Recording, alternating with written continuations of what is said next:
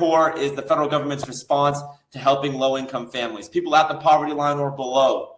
The U.S. government will pay up to 100% of their rent every single month, and they pay it directly to you as the investor, as the homeowner, and that's what we really want.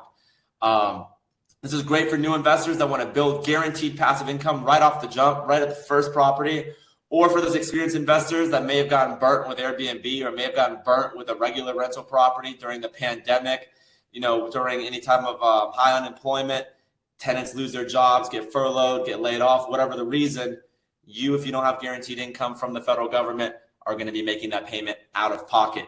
Not a good time. So here's a quick case study. I worked with this guy, Jackson Speaks. He's out of Florida. He bought 142 rental properties with 0% down, $0 out of pocket, didn't need credit either. He did this using creative financing and seller financing. We found him a portfolio through working with real estate agents, also working with software, and finding a portfolio of, that they're willing to seller finance it. They allowed him to finance 95% of the portfolio. He's still 25 at the time. He wasn't able to come up with the other 5%, which is still hundreds of thousands of dollars. He was able to get a hard money lender to put up the other 5%. So he was able to get the whole portfolio with no money out of pocket at 100% financing. Just amazing. He currently manages these portfolios remotely. He's got a property management team out of state where he bought these portfolios, and he's able to just continue scaling. Now with the amount of cash flow that he's getting, it's even easier for him to do more and more deals. This is just a quick example right off the bat to explain how powerful creative financing mixed with seller financing can really be. So what can you expect from this webinar? I'm going to talk about the top 3 Section 8 secrets you probably didn't know. And if you knew about it, I'm going to go into a lot more depth and explain how you can take advantage of that. I'm going to have a live question and answer session at the end. And I'll have a promo, a discount coaching offer at the very end, along with a quick software demo, so you guys can really understand how this works. So let's jump right into it, guys. So let me talk about how I got started with Section 8 or with real estate in general. I started with condos. After I bought my first condo, I rented it out. I quickly found out that dealing with neighbors, dealing with tenant disputes with the neighbors, dealing with high HOA fees and assessments and all these other unknowns that came with it, it's just not worth it. It was not something that I wanted to be a part of. And I quickly moved on to another strategy, which involved buying in non-HOA neighborhoods. I got into Airbnbs. This is all the hype back then. I was like, you know what? Let me go ahead and get a couple Airbnbs. The problem with Airbnbs are you have to buy them in nicer areas. They have to be furnished. They're going to be a lot more expensive, a much higher down payment. And you have a lot of competition. You have service fees, you have cleaning fees, all these fees that a lot of guests are no longer wanting to pay. There's like a huge movement of people that are just like going back to hotels because Airbnbs have just gotten so ridiculous. So after I got involved with it and I saw how much wear and tear on the units, people moving in now every single weekend, every single week, there's different people in the properties, neighbor complaints of constant traffic in the neighborhood. There's just endless amount of problems as it pertains to Airbnb, not scalable, not something I wanted to do. Next. Then I tried the BRRRR strategy. A lot of people are pushing the BRRRR strategy, explaining how it works. This is when you buy a property, you renovate it, you rent it out, you refinance it, and you repeat. Incredibly terrible strategy. It takes forever. It takes you a month to buy the property, 4 months to renovate the property. By the way, you're spending tens of thousands of dollars renovating that property. On top of that, you have to go to the bank, take another month to refinance the property. Now you're 5 or 6 months in. And then, you have to put a tenant in there. You just spent tens of thousands of dollars renovating a property, and now you got to put a tenant in there as part of the strategy. And then you got to refinance it, pull all the equity out to do the shit all over again. It's for the birds. Don't do it. Non-scalable, very slow, very expensive, and it won't cash flow long term. So after I stopped with that foolishness, I tried fix and flips. HGTV said it was very easy to do, so I went and bought a couple properties. I funded all these deals with wholesaling real estate. I think I talked a lot about that in the past. How I wholesale properties, built cash flow using wholesaling to then try out these strategies. So that's probably, if you're confused as to how I even started, that's how I started and how I got my initial, 10 to 15,000 for the first unit. So with flipping properties, again, you can get a pretty big cash influx, obviously when you sell the property. But guess what? You have all the unknowns of buying the property, variable costs with contractors, subcontractors. You have to be involved in it. If you think that you can just go get a contractor, tell them to go flip a house for you, and you just sit back and wait to sell it, good luck, man. You're going to lose all your money. And on top of that, when you try to sell it, if the project ever gets done remotely, close to budget, it's going to be very difficult to profit.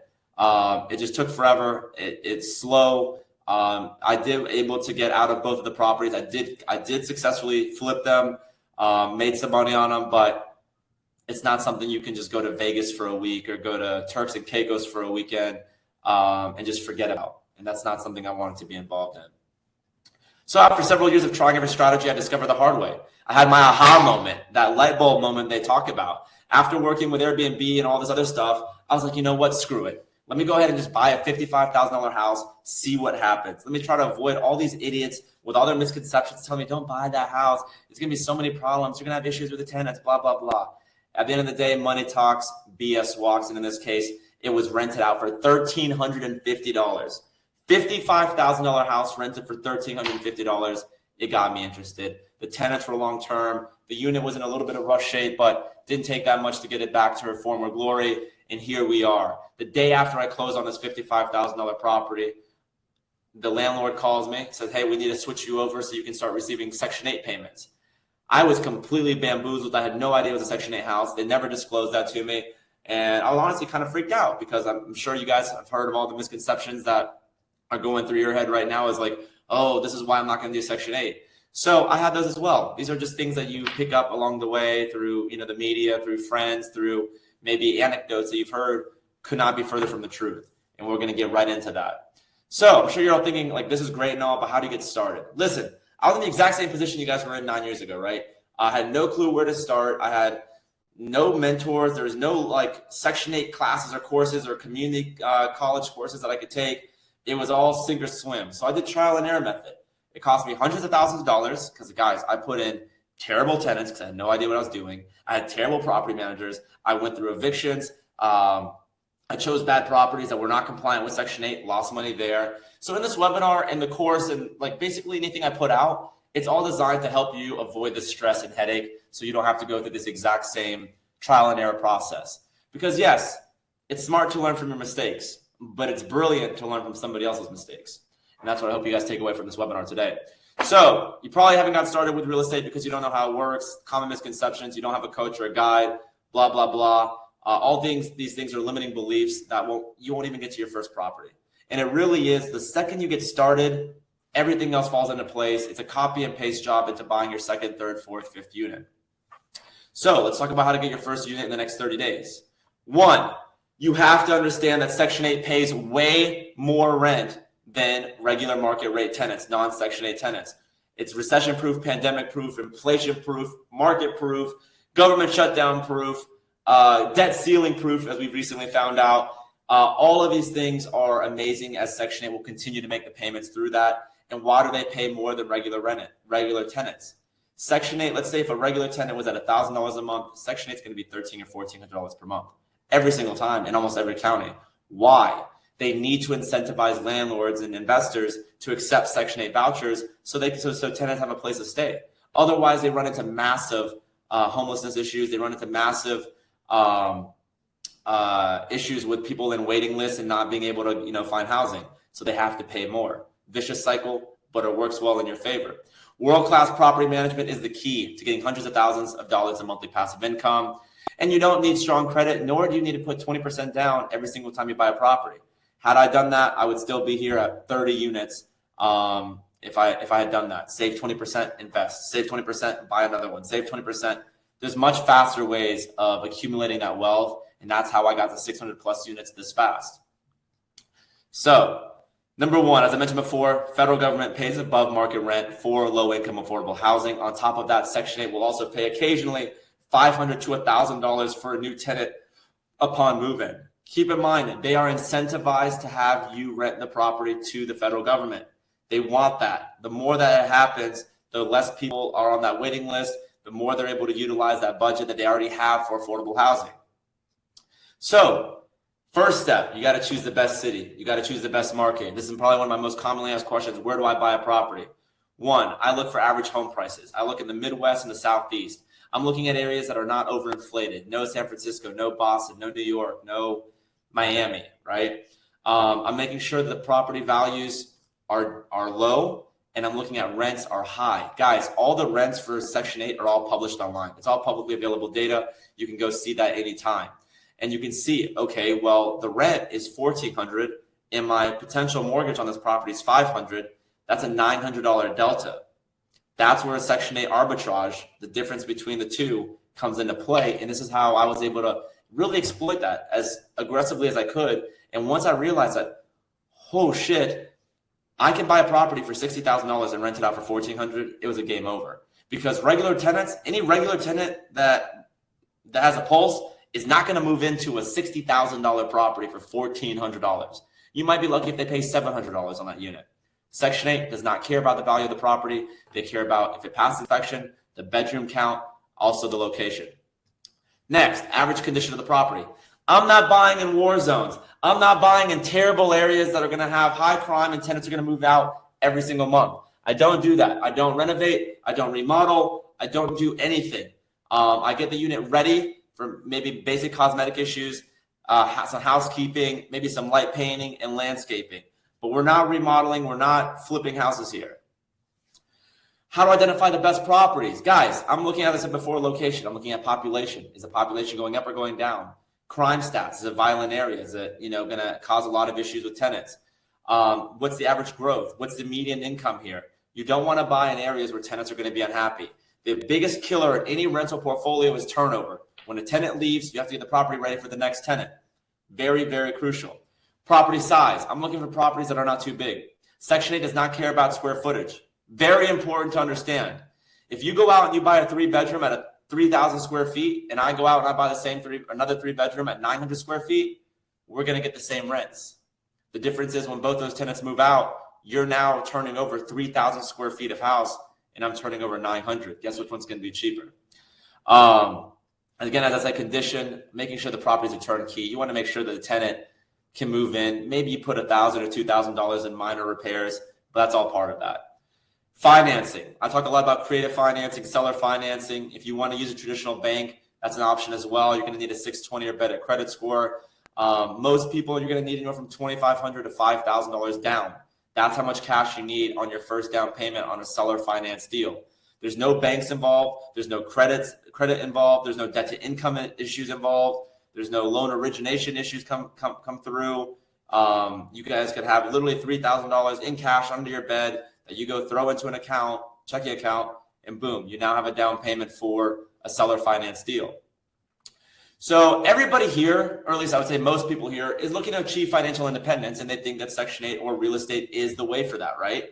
Granted, I found it through Section 8, and I'm teaching you step by step on how to do that as well. This is why I think Section 8 is really good in order to get that financial independence or financial freedom or whatever you want to call it. So when you get a property through a lender, either a hard money lender or a traditional lender or a commercial lender, whatever there is, they're going to be excited to see that you're going to have Section 8 tenants in there. It's easier to get the unit rented out or financed because the lender knows that your income is going to be guaranteed. Tenants stay in the property much longer. I've had tenants that have been with me for over 7 years, 6-7 years since I started buying my first Section 8 properties. It's passive in nature. Section 8 tenants do not want to talk to you any more than you want to talk to them. All it takes is one inspection once a year, and it takes 1 hour. That's it. Once you pass that inspection, the money train keeps on ticking. This works great for new beginning students. Basically, every single student that I have in the course and coaching, they have a full-time job or they're full-time students at a college or university. So it doesn't take much time, guys.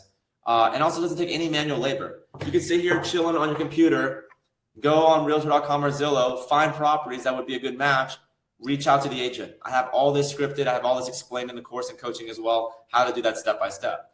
If you're one of my advanced students or intermediate students, about 1 out of 5 students in my course already have 5+ rental units. And this is great if you want to diversify that portfolio and really be able to start scaling. Big misconceptions. 1, Section 8 tenants are going to destroy your unit. No, they're not. If you screen the tenant properly and you make sure they don't have eviction history, criminal background history, bad credit, you make sure you go and check their current unit that they're living in now. the probability of them destroying your unit is so low. They don't want to lose money. They don't want to lose their voucher. Isn't it impossible to evict a Section 8 tenant? False. Fair housing laws make it just as difficult to evict a regular tenant than a Section 8 tenant. And if you're buying in landlord-friendly states, as you should, as I describe in my course, then you don't have that issue. In North Carolina, for example, it takes 3 weeks and $150 to evict a bad tenant, no attorneys involved. My property managers do all the evictions in North Carolina for me. And half the time, they don't even get to the eviction stage. We do cash for dollars. Don't Section 8 tenants ignore your lease terms.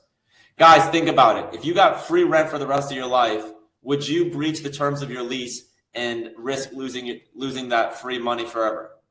Make no mistake about it. These tenants that are on Section 8 have it forever.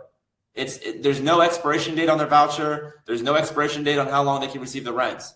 It's a long time. So if you ever have any issues with your tenant, it's simply a matter of reaching out to the housing counselor, housing authority. Hey, tenant XYZ hasn't complied with this part of the lease. We need to remove them.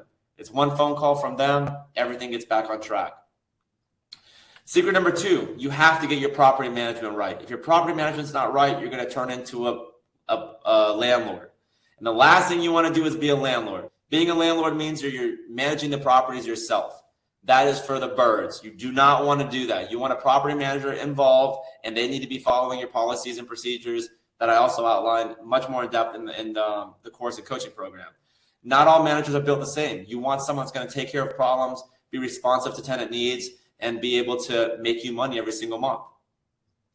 How do Section 8 inspections work? Section 8 is looking for 3 things: sanitation, safety, and structural. They want to make sure utilities are on. They want to make sure the foundation, the floors, the wall, everything needs to be inhabitable. That's basically the name of the game. I have an entire checklist as well that I provide that helps you walk step by step, room by room.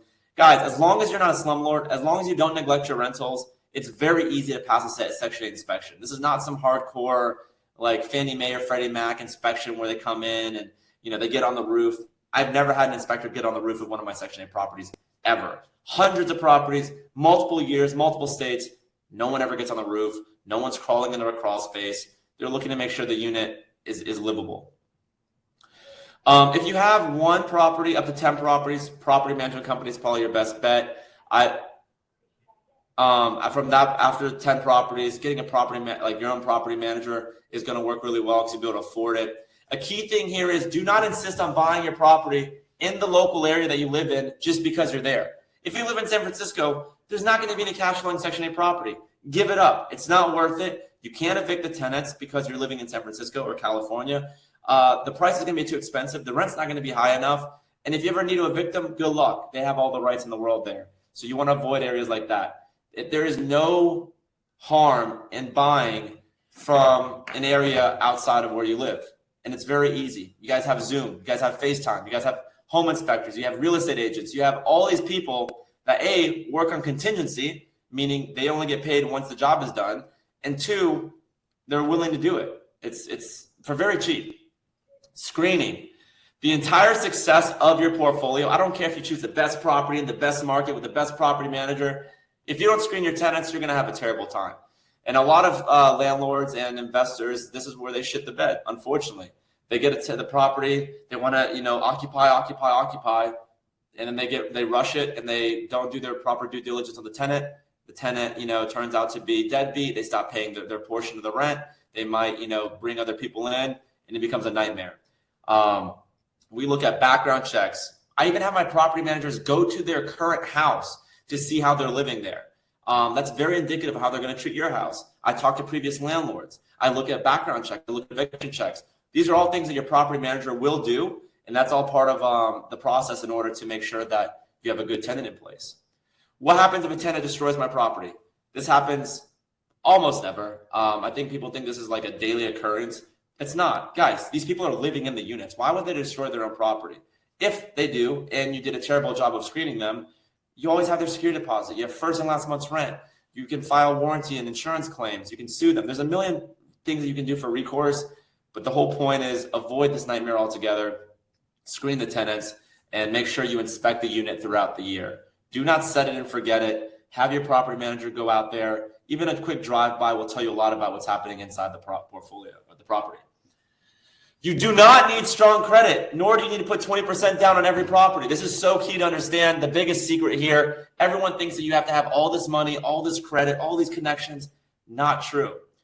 As I said before, it would have taken me decades to get 600 plus units if I was putting 20% down on every property. That's not feasible. So what did I do instead? I used creative financing. I used other people's money, OPM.